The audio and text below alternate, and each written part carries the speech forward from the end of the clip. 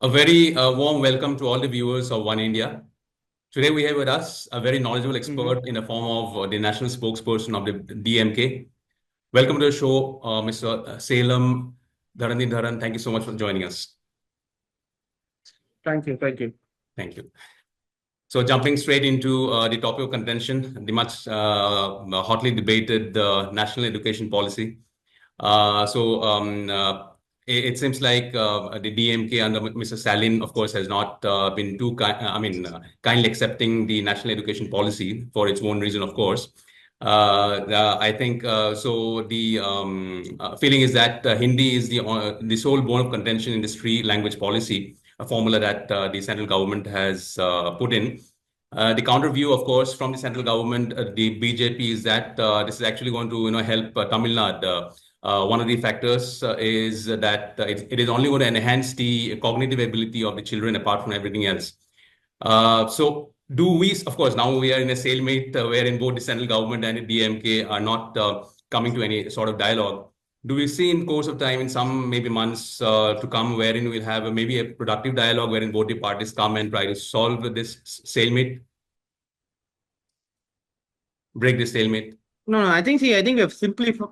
No, see, we have simplified the issue, right, on three languages, but the issue is much broader.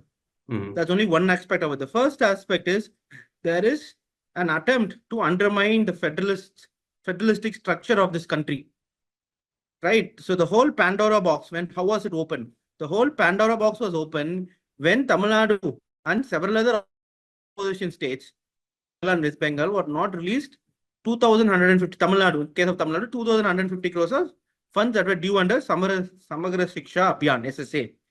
These funds have not been released for last 12 months to Tamil Nadu. This is a 2001 scheme. And Tamil Nadu and several states like Kerala are ranking in the top 1 or 2 when it comes to outcomes that are decided under SSA.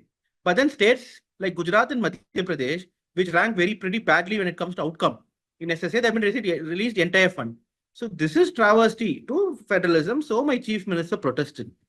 When he protested, they said, no, you have to sign agreement for PM Shri schools. Okay, fine. We didn't have any problem. But then the major problem is that then they said, if you have to sign PM Shri schools, then you have to sign NEP. But NEP is just a policy document. Now let's not go into the contents of the NEP. I will come back to that later. But now let's assume NEP is good. But even then to deny 2,150 crores funds, which the states rightfully deserve, by tying up to NEP, right, is completely making mockery of the democracy because both are not interlinked or intertwined. Right, NEP is a policy document which came around 2020. This has been in existence in 2001. Right, so my question is, what happens in the future? The union government will say, we won't release you any fund under centrally sponsored schemes until and unless you make Hindi as a working language of Tamil Nadu government offices. Why can't it be the end point? Now I'm saying this is the start point and that will be the end point. So this is a problem. This is a major problem because both are not related. You release the fund. After that, maybe they could have insisted saying, we urge you. Then we could have come to the next part of the debate. Is NEP good or bad? Right? So, but this is a fundamental problem that's making mockery of the democracy and this clear case of blackmail. So this cannot happen because both are not related at all. And the money that you're sending is also our money. We are sending the tax. So Tamil Nadu is not a net gainer, right? So we are not a net, like some states in the northern belt, which are net gainers from the union government. We are not net gainers, right? So we send 1 rupee, we get only 28 paise back. So which means the money that we are getting is also what we duly deserve. It's not that we are getting a grant, which is over on top of what we contribute to the union. No, right? This is a part of the money that we rightfully deserve that we're supposed to get. So this is blackmail and this cannot happen. So now going into NEP, so the NEP itself, right, I think is a bad idea overall. Or any centrally sponsored scheme is a bad idea for a country like India because states like Uttarpradesh and Bihar are only as well developed in socio-economic metrics compared to sub-Saharan Africa in many metrics. And Tamil Nadu, Kerala do as well as many of the states in the America when it comes to many socio-economic metrics. Or they do as well as upper middle income countries, nearly all metrics.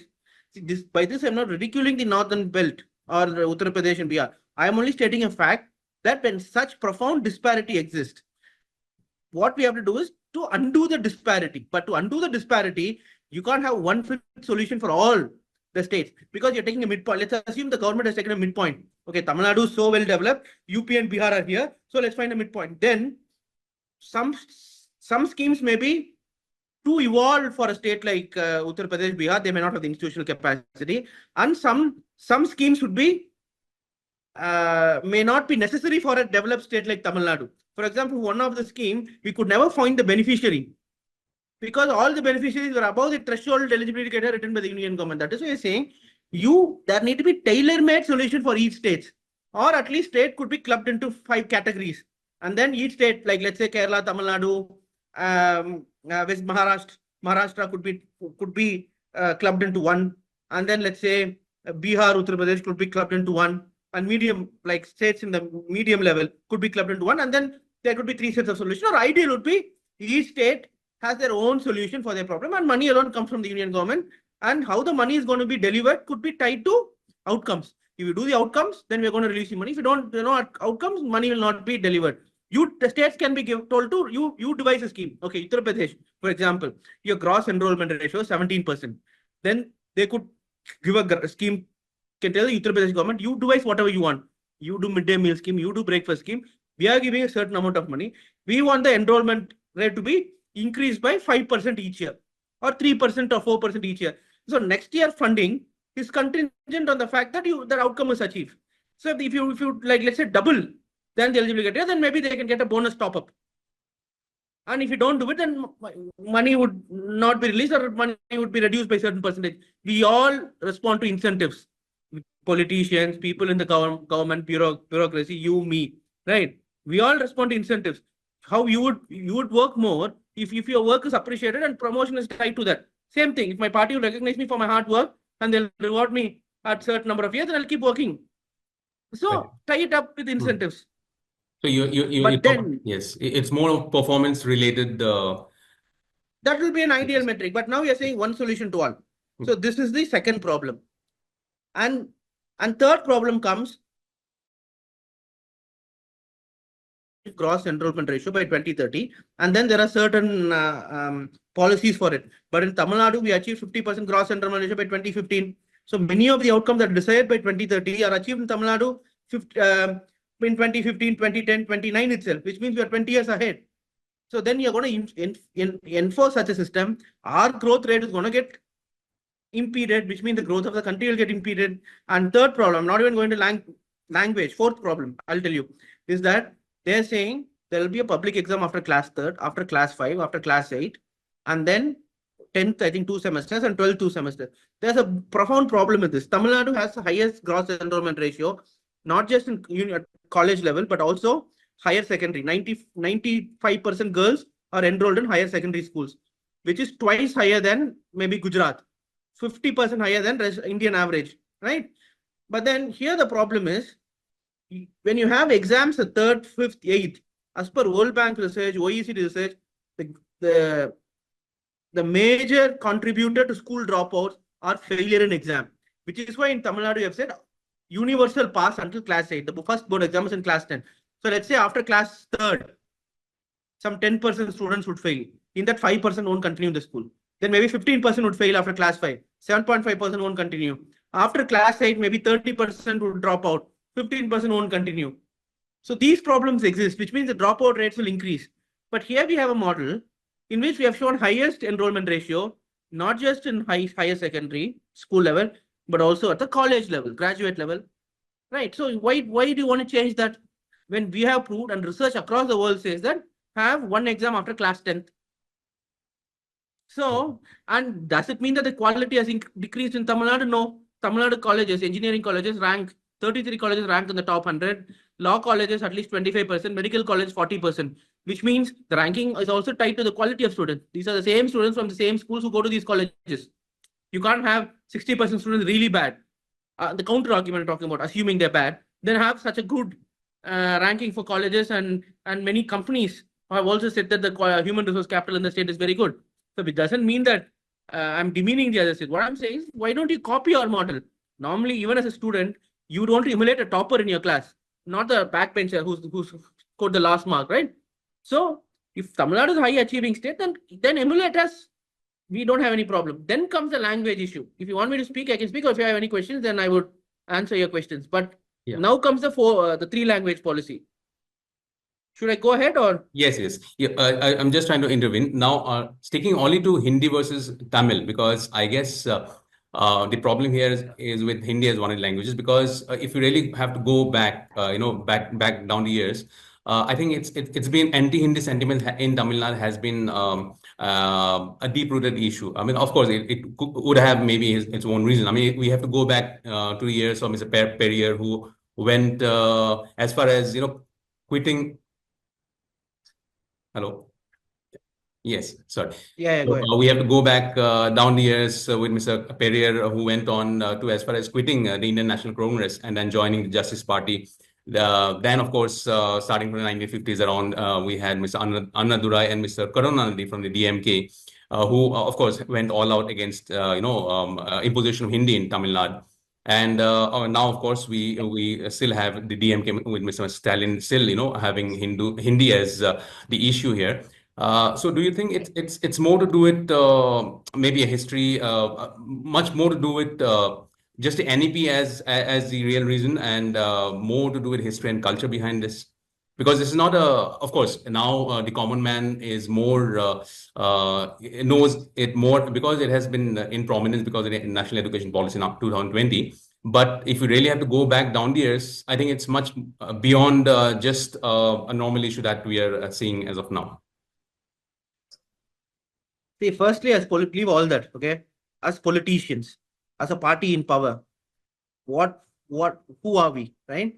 As an MLA or an MP, I'm mere representatives of my people, right? So in a democracy, people have their say, and people elect a representative who will go and represent them better, right? So when people of Tamil Nadu itself do not want a 3-language formula, then as a political party, we are supposed to voice that issue and listen to the people and fight for it. That's first. So second, this is the reason why all parties in Tamil Nadu, right, including Indian National Congress, including Paatali Makkal Katchi, which is an alliance partner of BJP, including AIDMK, which is primary opposition party of DMK, are with us in 3-language policy, because they know this is what people of Tamil Nadu want. That is one aspect. Second aspect is DMK as a party, right? Since its inception, the first and the foremost ideology of the party is state rights, federalism. Right. Then comes equality, equity, so on and so forth, right? So we have always stood for state rights. And what is India, right? And India is unlike, let's say, Russia, or let's say an Austria, let's say an Italy. Is not a homogeneous country, right? Different states, different cultures. It's a pluralistic society where ethno-linguistically diverse people live together. Which is why Prime Minister Modi's forefather, Golwalkar himself said, more uniformity does not mean more unity, and more uniformity only brings destruction to the nation. He wrote in the 1970s. So when DMK is asking for more diversity, does not mean that we like the country less, right? We love the country, which is why asking for more diversity, because it's an ethno-linguistically diverse country. Nowhere in the world that people of different culture. What is the food habit in Northeast? Right, completely different to rest of India. What is the food habit in Kerala? Completely different rest of India. What percentage of people eat meat in Tamil Nadu, Andhra Pradesh? 98%. What percentage of people eat non-vegetarian in Gujarat or Madhya Pradesh? Less than 5%. So in food, there's a huge difference. How is the attire? We wear dhoti. They wear different attire. The food habits are completely apart from meat preferences. But even the food habits, we eat more rice and they eat more chapati. So everything is different in this country. But we all come together. We all sit glued to the TV when India is playing cricket match for India to win. We all want India to prosper. But this is unique. Nowhere in the world. The country is more unique than even the countries of European Union, not just in socio-economic development, but also in ethno-linguistic diversity. So for that, you can't force one language or one policy. But Which at is the why same time, DMK has always yes. said. But at the same time, I guess the national education policy is not asking Tamil Nadu not to accept Tamil, right? Tamil and English will always be there. But it is just, I think, Hindi that is still creating a problem, right? The NEP has never said that Tamil is never going to be, the language. It's always going to be preferred language along with English. But it's a Hindi that's going to come up as a third language, which is again, is creating all the issue. So, is there possibility of a coexistence of course, English is always going to be there. That's not going to be a problem of Hindi and Tamil being together in that case. So, but why Hindi has to be a third language is the problem. Why can't it be any other language? Why should students be forced to study three languages? Show me any country where students study three languages from class 1. Switzerland, right? There are three national languages. German in Zurich part, French in Geneva part, and the lowest most part Italian. But I don't think every citizen of Swiss is learning three languages. They learn in Geneva part, they learn French and English. In Zurich part, they learn German and English. And to communicate with each other, see there, right? So even in Tamil Nadu, whoever wants to learn Hindi can go learn Hindi. Hindi Prashar Sabha headquarters is in Chennai, right? Why do you want to enforce one language? See, already there's trust deficit in the South. One, because of historical attempts to enforce Hindi. In 1960s itself, when 1950, it was said that after 15 years, Hindi would lapse to exist. Sorry, English would lapse to exist, and Hindi would be the national language in 1965, DMK's protest. And then there have been numerous attempts, and even now, Hindi Divas is being celebrated. The Home Minister said Simon again that union government working language has to be Hindi, and many of the exams are conducted only in Hindi and English. So this kind of indirect imposition is already there. It is not that we have parliamentary proceedings coming out in 28 languages, like in the European Parliament, like where the European Parliament, all the member countries, 28 countries, the document come out. It's not that. Already it is skewed. So in that scenario, you want to make everyone study Hindi, which is clear sign that in the future you want to make this country a Hindi-speaking nation. But my point is, I'm not demeaning Hindi.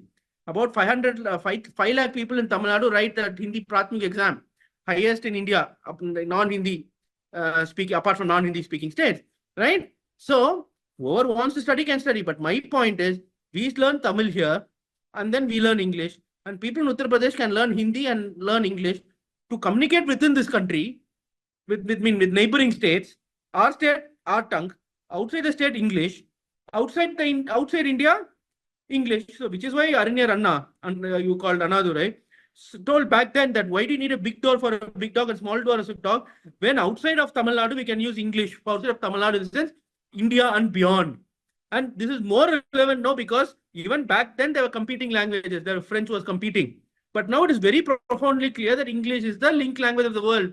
Even in Korea, people are studying two languages. Right? The Korean children now study Korean and English. The Chinese are studying English now. Even in strong countries in European Union with national identity like Germany or France, they started studying English in school. And many of the undergrad programs now are being replaced from the mother tongue to English. The language of white-collar jobs is beyond doubt. It's English, except maybe in South America. Even there, there's rapid increase of English use in white-collar jobs. You go to Frankfurt in Germany. 20 years back, it's only German. But now to work in any job in Frankfurt, you don't need German. You can survive in Frankfurt without German and only with English. Right. Yes. So and again, three languages, the rural students or to students in the rural part, right? It's too much on them. It's nothing to do with the intelligence. They're very bright and intelligent. It's the same everywhere. But listen, for them, they will also have, if you're from lower middle class, poor background in rural part, which means that is likelihood chances that your parents are not educated. So which means they can't help you in new languages. And their resources are limited, so they may not be able to send them for fancy tuitions. And most importantly, they'll also have to help their parents on, let's say, household jobs. So which means, let's say if a kid in urban area born, let's say Delhi, South Delhi kid, who has about 8 hours from 3 o'clock until 11 p.m. to focus on his studies and other extracurricular activities, right? This kid would only have, let's say, comes at 3, helps parents until 6, probably only 3 hours, 4 hours to study. plus no parental support. The South Delhi kid would have parental support, right? His parents would be teaching him or tuitions. So all that doesn't exist. So which means already English itself is a burden. Because maybe in South Delhi, the parents speak English, so he's learning English, he's hearing English from class 1. Now he has to learn English despite speaking Tamil at home. So that is going to take extra time. So the time is limited. So why burden with another language which is foreign to him, like a Hindi? Okay. Of So, course. and Why for not? job, Yes. even in Noida, Yeah. Noida, no, important points. Noida and Uttar Pradesh. If you want, you have 2 companies I'll mention. There is Wipro, there is Honda. To get job in Honda, right? Core job. You first the company would check your engineering skills based on written exam, then your English skills, not your Hindi skills. Same thing in Wipro, IT job, your English skills, and then your programming skills. Programming skills more weightage. So as a government, as a policymaker, what will be my focus? The rural kids, people from the from poorer backgrounds. My job is to, through education, uplift them, increase their household income. For that, what should I do? Make them become very good engineers, very good doctors. STEM is where the money is. So for them, in class 1, what is important? Fundamental math, fundamental science, right? You can't, without learning counting, which you do in class 1, maybe division in class 3, and then algebra in class 4, calculus in class 11, probability in class 9. Without that, you can't do engineering, you can't do, right? Apart from medicine, you can't do any other engineering program, which is a clear marker for economic prosperity and upliftment. So I have to focus on all those things. No, government has to focus on all those things, which is why we are seeing third language. It's not necessary, but a language can be learned at any point of time. The kid is extremely bright, 1 in a lakh, which means he's welcome to learn another language. And then language could be always learned at any point of time in one's life. I speak 5 languages, but I learned only 2 in school, Tamil and English.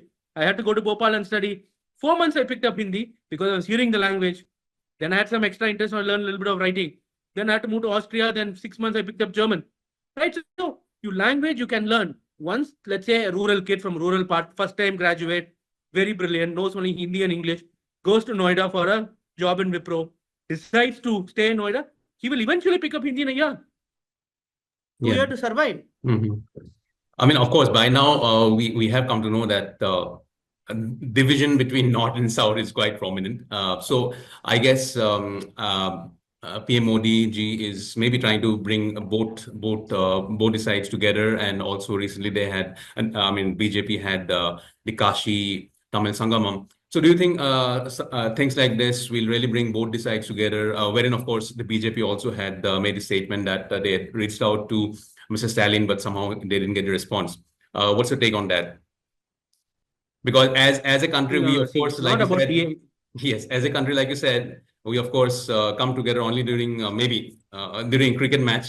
But do you think such initiatives really help bring both the North and South, which are poles apart by now, as you can find out with the language division that we have, going to help us make the country more united? Yeah. See, I don't think it's a DMK versus BJP or Tamilnadu versus UP. I think it's about difference in understanding of the country, India.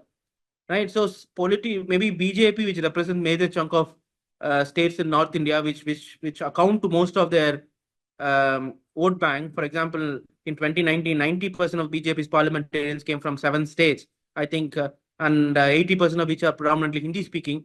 So their idea of India is homogeneous. They think India is a homogeneous country. And we say India is a pluralistic country. I think that is the difference in opinion. But I think, but the irony is that even the forefathers of RSS, forefather of Modi, the founding fathers of RSS, forefathers of Modi, they did believe that India is a pluralistic country. They did not believe it to be a homogeneous country. Of course, they had different radical ideas, which I do not agree. But many of those thinkers, right-leaning thinkers, did think of India as a pluralistic country. And I think that's a difference in idea. I don't think it's a Tamil Nadu versus UP. I think it's a difference in idea, which I think is created by certain political parties for their political mileage, because it's held their ideas in those homogeneous states. We are only standing for our right, saying that Tamil Nadu is as much Indian as Uttar Pradesh. Tamil is as important as Hindi. Rice is as important as chapati. That's all I'm trying to say, or that's what my party is trying to say. That's what my leader is trying to say. I do not think why we can't coexist. So then there's a profound trust deficit between BJP and Tamil Nadu. I'm not even saying DMK. Between Tamil Nadu, if Kasi Sangam had worked, then BJP's vote share would have increased. If I have to dissect the BJP's vote share, right, in even in the parliament election, there's no profound increase from 2014 to 2024. You made 4-5 chief ministerial candidates, former chief ministers, movie stars, ex-governor, union minister contest. So when a star candidate will contest, then there will be certain high increase in percentage. And then you cobble together Patali Makkal Kalchi and all those parties which are much bigger than even BJP. Right. So because of that, the vote share may appear big, but anyway, the vote share is lower than the 2014 vote share when BJP came with the similar alliance in Tamil Nadu by decimal points. So if I have to dissect it, it's not more than 3-4%. So people have not accepted the BJP because people do not want Kasi Sangamam. What do people want? People want more federalism in Tamil Nadu. Give us more federalism. Appoint Hindi teachers in Kendra Vidyalaya. There are no Hindi teachers in Kendra Vidyalaya. See, that brings up to me another question. Kendra Vidyalaya was a school started only for students. Primary purpose was union government staffs, people working in central governments.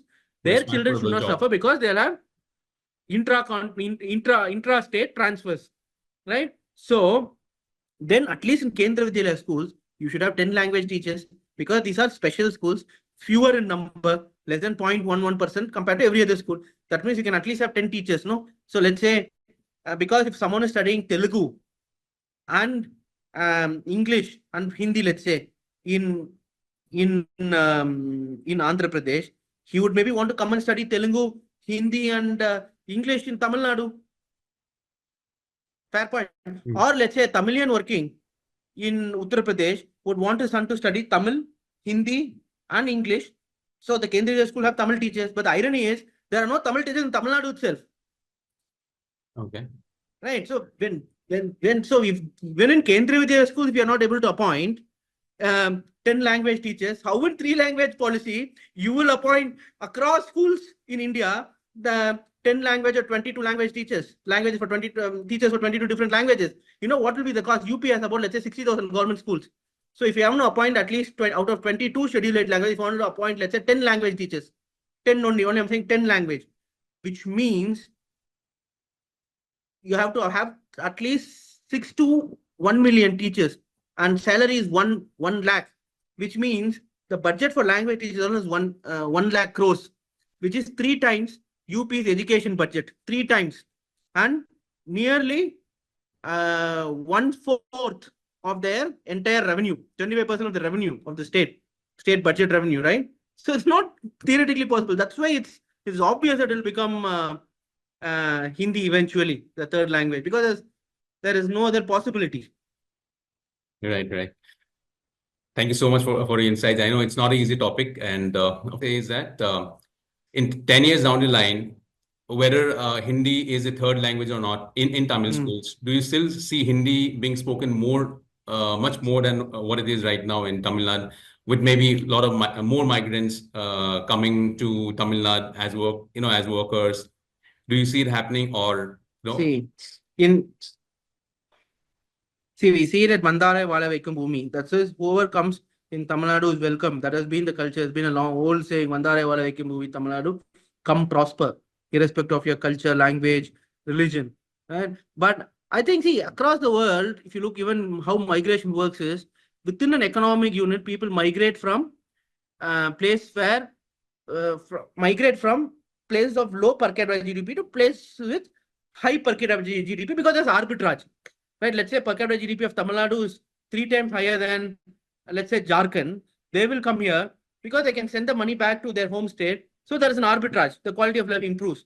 If you go to European Union, Bosnian migrants, from Bosnia, Balkans rather, they migrate to Germany. A lot of Turkish have come. So a lot of Turkish is spoken, but that doesn't mean that schools are teaching them Turkish or Bosnian or Serbian. German government is very happy to have them. There are some cultural integration programs, which my government is also happy to give Tamil tuition, cultural integration, and no one is stopping them from following their culture, celebrating Holi. or any of those their customs example, right? No one is stopping them. The government will encourage. But the point is, that doesn't mean that Hindi has to be taught for all. If anyone in Tamil Nadu wants to learn Hindi, they are welcome to do so. Tamil Nadu has never, both DMK, ADMK, has never been against anyone studying Hindi. It's only imposition in schools, because the fundamental difference comes from the fact that Hindi is not the national language.